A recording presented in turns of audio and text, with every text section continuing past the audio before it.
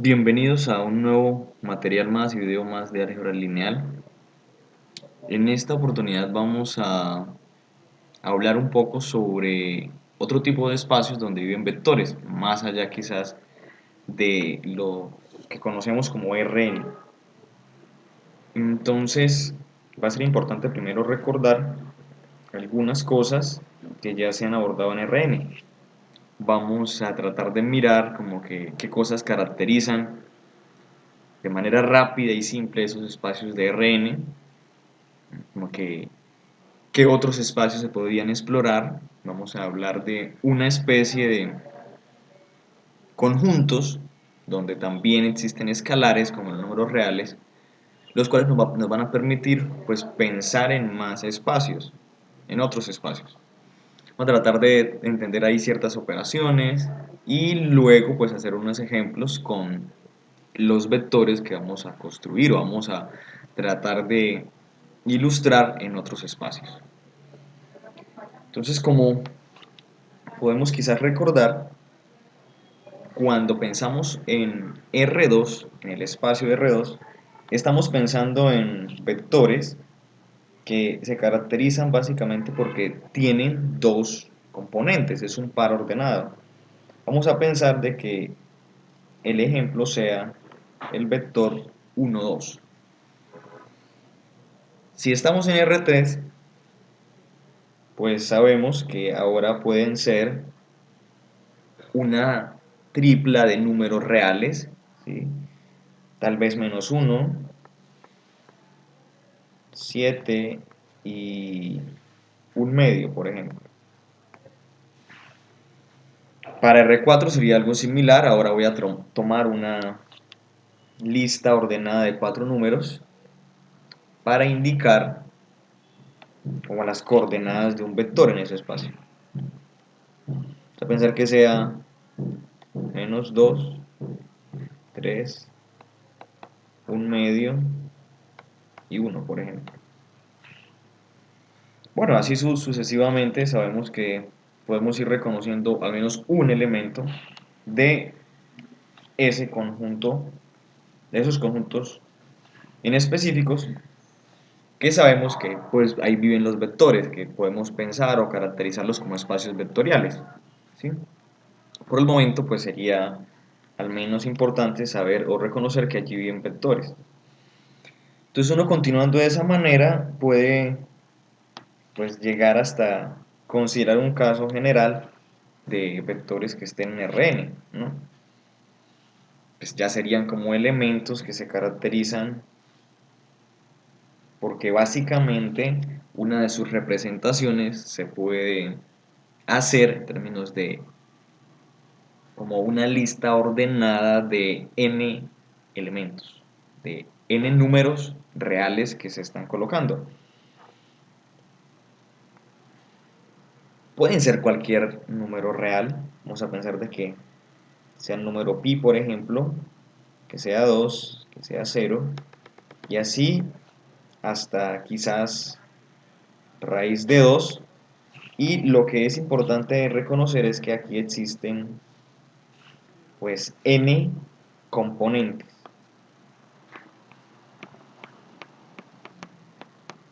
Existen n componentes.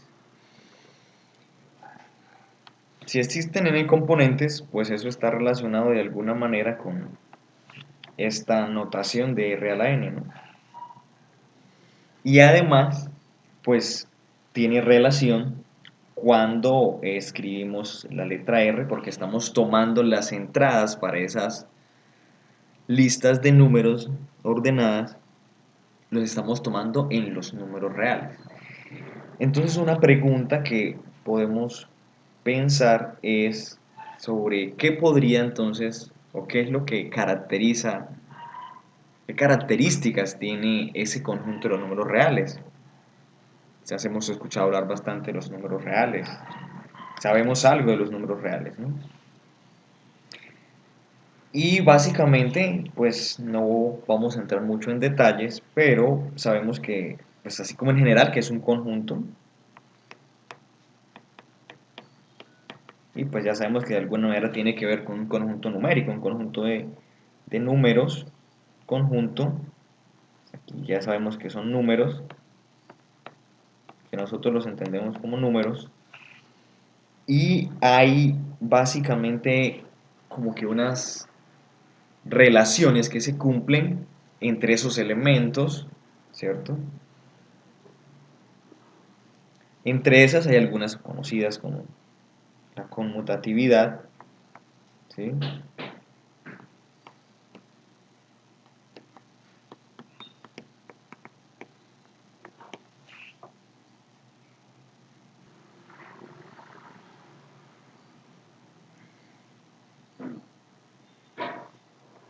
Entre otras de las propiedades que nosotros hemos escuchado. ¿Qué es lo importante aquí que podemos pensar para analizar otro conjunto? Otro tipo de conjuntos que nos permiten pensar como en elementos para construir espacios donde vivan vectores. Estas características que tienen los números reales, que quizás siempre las tenemos presentes para hacer ciertas operaciones, lo caracterizan como algo que llamamos como un campo. En matemáticas se llama como un campo o un cuerpo. Y justamente viene dado por esas propiedades, características, condiciones que cumplen los elementos de ese conjunto. Básicamente sabemos que ese conjunto de números reales pues es infinito, es decir, hay infinitos números reales allí. Es fácil quizás darse cuenta que hay infinitos. Para analizar o organizar otro tipo de conjuntos podemos pensar en condiciones relacionadas con este tipo.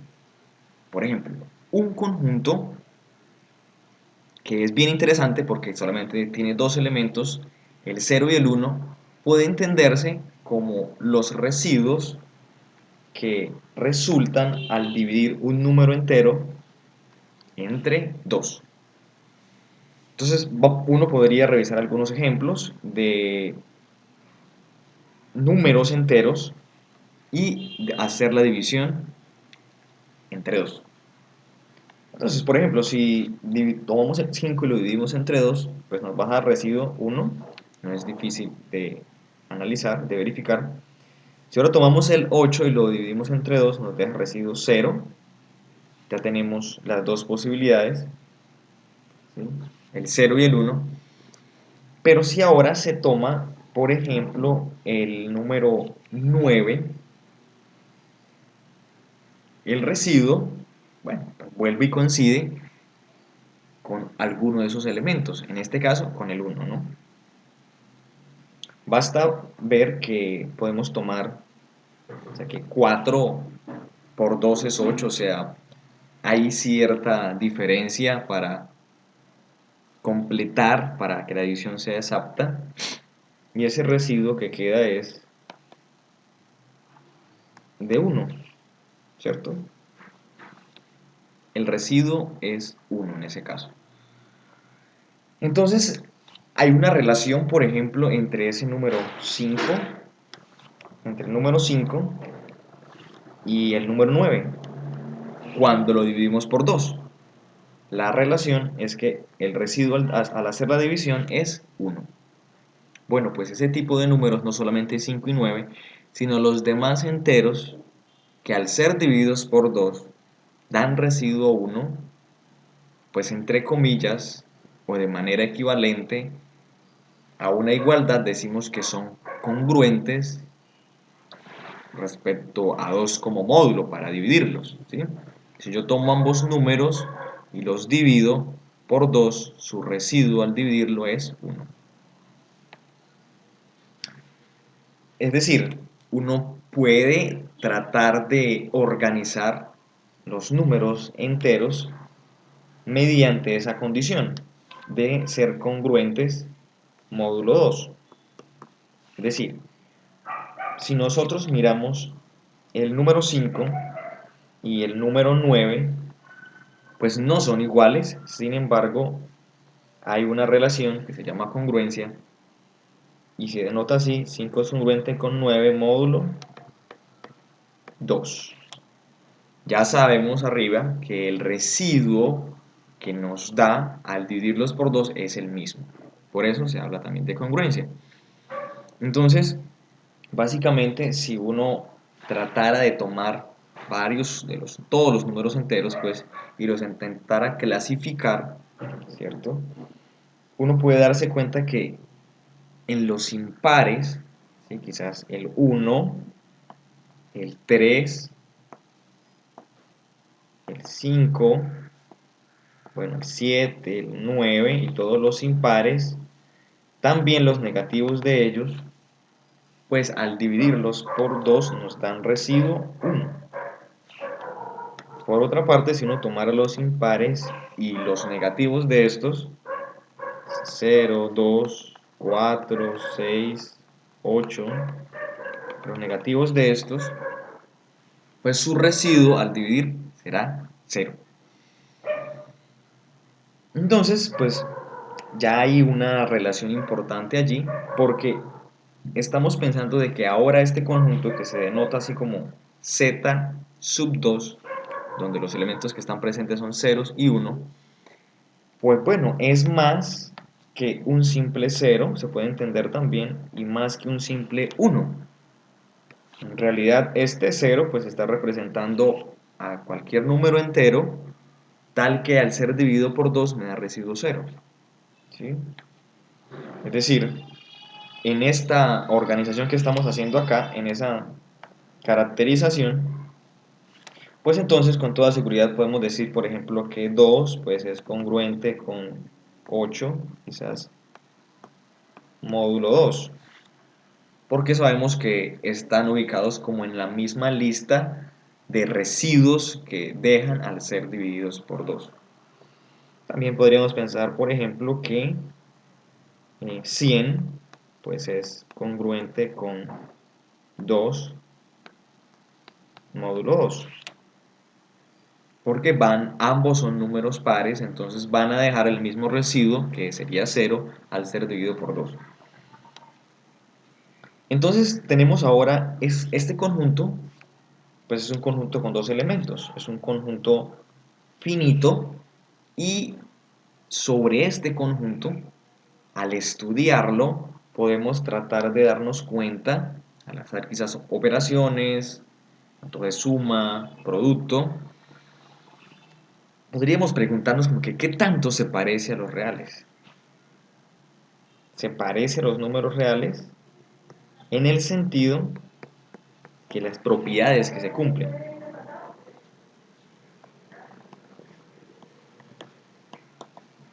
Si se parece o no, bueno, eso vamos a tratar de comentarlo un poquito más adelante. Siguiendo ese orden de ideas, uno podría pensar entonces en los enteros módulo 3, es decir, los números enteros. Tomando los números enteros, miro los residuos que dejan esos números al ser divididos por 3. Uno puede ensayar con algunos números enteros. Por ejemplo, con 3, con 4, con 5, con otros que tome, y va a darse cuenta de lo siguiente. En el caso de 3 es fácil ver que si yo tomo 1 y lo multiplico por 3, pues me da 3, entonces el residuo va a ser 0. En el caso de 4 dividido entre 3, pues aquí sería 1 y nuestro residuo sería 1. Y en el caso de 5, aquí sería 1, pero nuestro residuo ahora sería 2. Si por alguna razón tomáramos el 6, el 7, otro número, por ejemplo, si tomara el 6, 6 entre 3, pues sabemos que es 2, entonces el residuo es 0. Podemos seguir intentando probar con más enteros, tanto positivos como negativos, y nos vamos a dar cuenta que otra vez se puede caracterizar todos los números enteros con la condición de cuál es su residuo al ser dividido por 3 en esos tres grupos, los que dejan residuo 0, los que dejan residuo 1 y los que dejan residuo 2. Entonces, De manera similar a la ilustración que se hizo arriba, uno podría pensar en tratar de ubicarlos en ciertas posiciones para saber cuáles son los que dejan residuo 0, cuáles son los que dejan residuo 1 y de esa manera los que también dejan residuo 2. Vamos a hacer por acá un gráfico. Entonces, si pensamos en tres marcas en esta especie de circunferencia, aquí podríamos ubicar los que dejan residuo 0, los que dejan residuo 1, los que dejan residuo 2. Pues ya tenemos arriba algunos números para colocar. Entre esos está aquí también el 3. Yo tomo 3, ya lo veíamos acá. 3 módulo 3 o 3 dividido en 3 deja residuo 0. O sea, todos los múltiplos de 3 van a tener residuo 0. Van a ser congruentes con 0 módulo 3.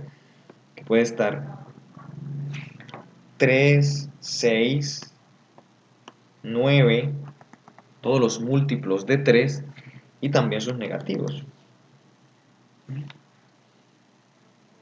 Bueno, los que dejan residuo 1 justamente se caracterizan porque si es un múltiplo de 3, este se puede obtener sumándole 1.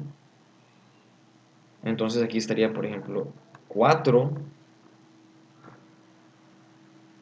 7 y así sucesivamente.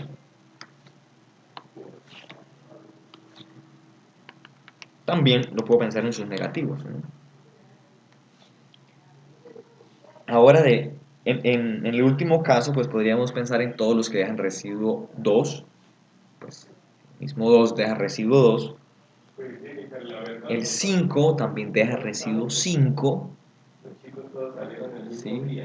Si colocamos 6, pues va a dejar residuo 0. Si colocamos 7, va a dejar residuo 1. El otro que nos va a dejar residuo 2 es el 8.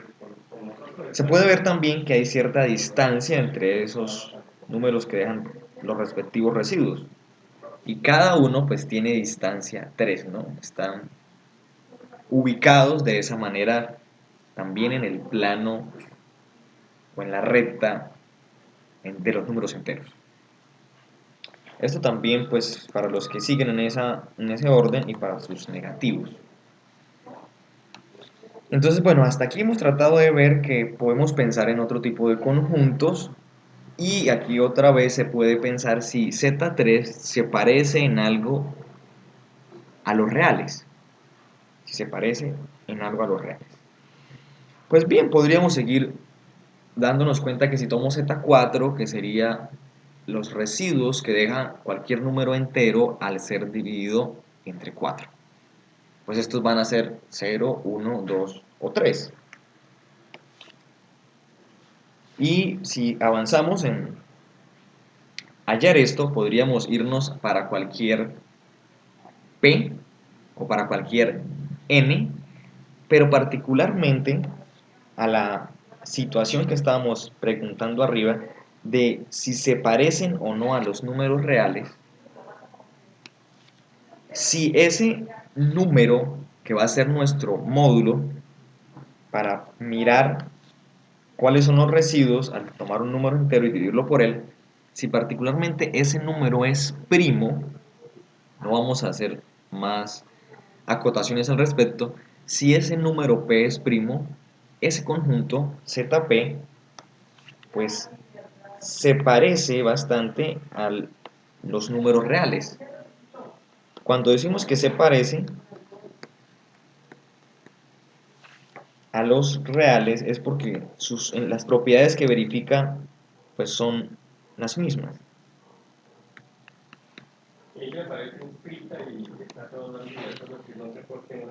Este tipo de conjuntos particularmente, como verifican esas mismas propiedades que los números reales, se llaman campos finitos. Por ejemplo, Z2, porque 2 es un número primo, Z3.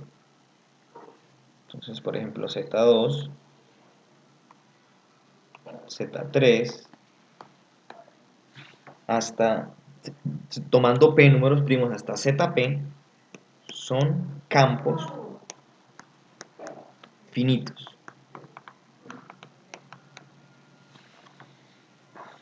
Podemos entrar en detalles quizás en esas propiedades, pero no es lo que queremos por el momento en este video. Simplemente queremos hacer precisión de cómo podría entonces eh, pensarse en otro tipo de espacios donde también pueden tomarse vectores, donde también puede actuarse con vectores y utilizarlos para modelar ciertas situaciones, ciertos fenómenos. Entonces, una pregunta que puede uno plantearse después de estudiar esto es cómo hacer la suma aquí en ZP. ¿Cómo hacer la suma en este conjunto? Pues bien, si en algún momento pudiéramos estar interesados en sumar elementos de ZP, habría que indicar pues en cuál ZP vamos a hacer la suma. En este caso vamos a ilustrarlo con Z3. En Z3 los posibles elementos son 0, 1 y 2. Hemos dicho arriba que aunque esos son los únicos elementos de esos conjuntos, hay números que son congruentes con ellos, ¿sí? Entonces, por ejemplo, sabemos, solamente por acotar, por recordar que 1 es congruente, por ejemplo, con 7 módulo 3. 1 es congruente con 7 módulo 3. O sea, 1 y 7 dejan el mismo residuo, o sea, el residuo 1 al ser dividido por 3. También podríamos pensar en, por ejemplo, pues 2 es congruente con 8, por ejemplo, módulo 3. Entonces podríamos preguntarnos sobre qué sería, por ejemplo, 7 más 8, pero eso en el contexto de en Z3. Pues si en Z3, 7 y 8 son congruentes con 1 y 2 respectivamente, sería hacer como 2 más 1, ¿sí? Hacer 7 más 8 sería, pues en esencia lo mismo que hacer 1 más 2, y esto, haciendo la suma como usualmente la hacemos, pues nos daría 3. Ahora 3, pensándolo en Z3, ¿qué sería? Pues sabemos que 3, por un lado, 3 es congruente con 0 módulo 3. 3 es congruente con 0 módulo 3. Es decir, si yo tengo 7 más 8 en Z3 y voy a hacer esa suma, pues puedo pensarlo en sus congruencias con los residuos o pensar en cuáles son sus residuos, sumar sus residuos e interpretar la suma de sus residuos como un número en Z3. Si particularmente se llegara a sumar o estuviéramos interesados en sumar quizás 8 más 8 en Z3, notemos que 8 pues es congruente con 2, o sea, deja residuo 2 al ser dividido por 3, entonces sería como tener 2 más 2, esto sería 4, pero en Z3 eso es congruente con 1. Es como si empezase a girar sobre este círculo, ¿sí? De tal manera que si aquí hiciera la suma de 2 más 1, pues me daría 0. No puedo salirme de los elementos que tengo definidos, que han caracterizado los enteros al ser divididos por 3. En este caso sería 1, porque 1 es congruente con 4 módulo 3. Entonces es importante más o menos tener en mente para hacer la suma de mirar esa equivalencia de cierto número con sus residuos, y si el número que voy a sumar, los números que voy a sumar hacen parte de los respectivos residuos, en este caso, por ejemplo, 0, 2 o 1, pues el resultado final interpretarlo también en Z3. Es decir, volver a pensar en el residuo y hacer la congruencia o pensar en la congruencia. ¿Cómo sería el producto? Pues es similar en el sentido de que vamos a actuar sobre el número pensando en la equivalencia en Z3. ¿Sí? Modo de ejemplo,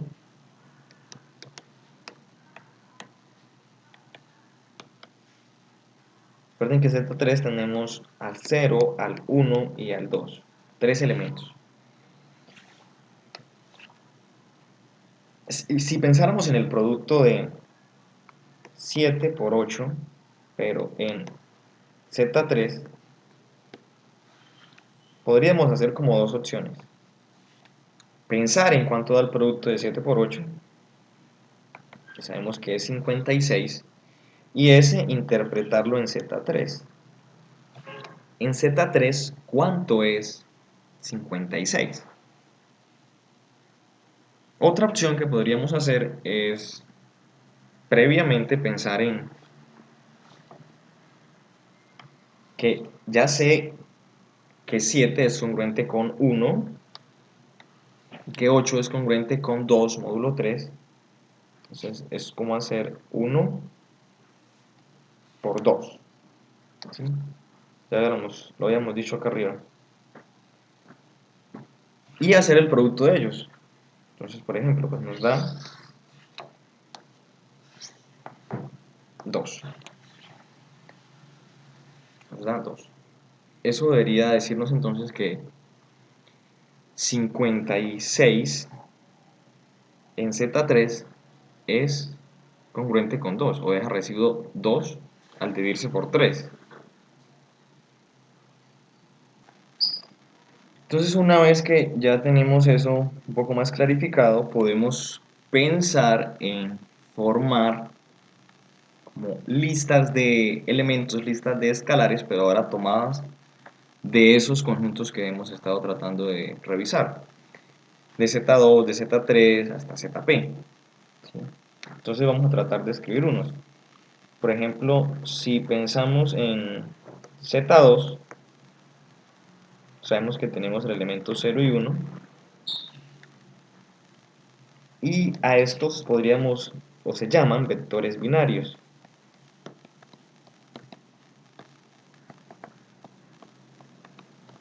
Ya sabemos que su nombre se relaciona por el hecho que tengo solamente dos escalares, dos números, ¿no? Como necesito hacer una lista, pues podría colocar únicamente ya sea ceros o unos las veces que sea necesario para formar lo que necesite, ¿no? O sea que cada una de esas entradas puedo tomar solamente, o tengo dos opciones, el 0 o el 1. Entonces en este caso hice una lista y la cantidad de entradas que tengo pues es 1, 2, 3, 4, 5 y 6. Tiene 6 componentes.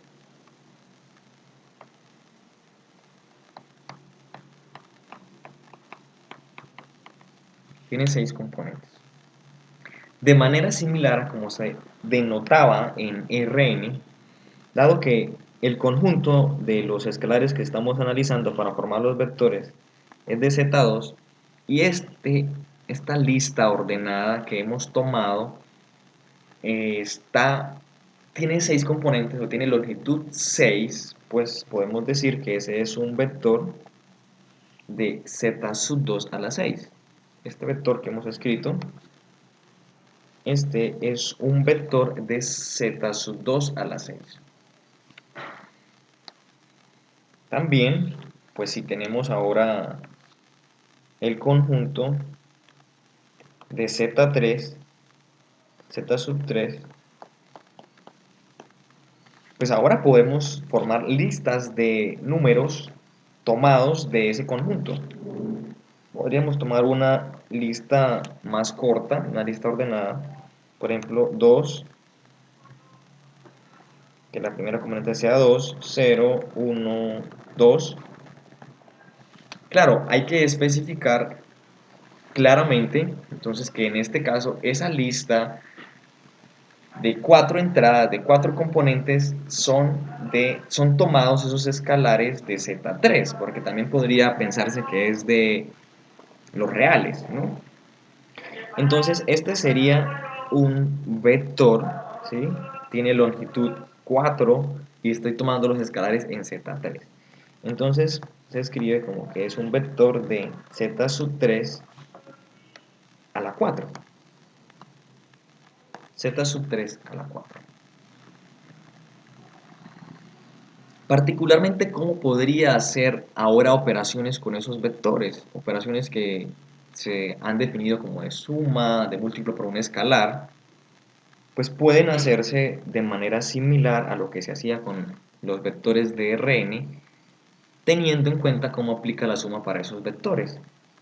Por ejemplo, si tomamos ese vector que tenemos aquí ya escrito y otro vector que esté en z sub 3 a la 4, vamos a pensar en otro vector que esté en z sub 3 a la 4, digamos este vector, que también tiene 4 componentes, tiene longitud 4. Si les colocamos un nombre, por ejemplo u y v, si necesitamos sumar u más v, pues va a ser equivalente a hacer la suma en z sub 3 de los respectivos componentes.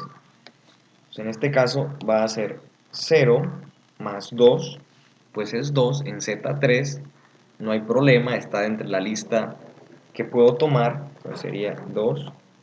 Ahora 0 más 0 en la siguiente componente, 0 más 0, pues me da 0, sigue estando en z sub 3.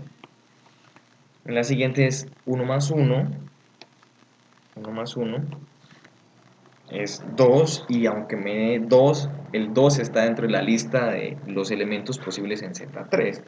Entonces puedo colocarlo, no hay ningún problema. Y el último, pues que sería hacer 2 más 1. 2 más 1 es 3. 3 no está en la lista, pero sé que 3 es congruente con 0 módulo 3. O sea que en vez de colocar 0, podría colocar, en vez de colocar 3, puedo colocar 0. Esa sería la suma. Esta sería la suma. Y ese nuevo elemento, la suma de esos dos vectores, pues está también en z. Esto pertenece a z sub 3 a la 4. Es un nuevo vector. Entonces, con esta explicación, queremos dejar como una idea básica sobre cómo podemos pensar en otro tipo de vectores más allá de los vectores de Rn, y dejar como la noción de que también puedo entonces pensar en otro tipo de escalares, no necesariamente escalares tomados de los números reales, sino también de conjuntos que son como parecidos a los reales, que aquí hemos distinguido que son z sub p cuando p es un número primo.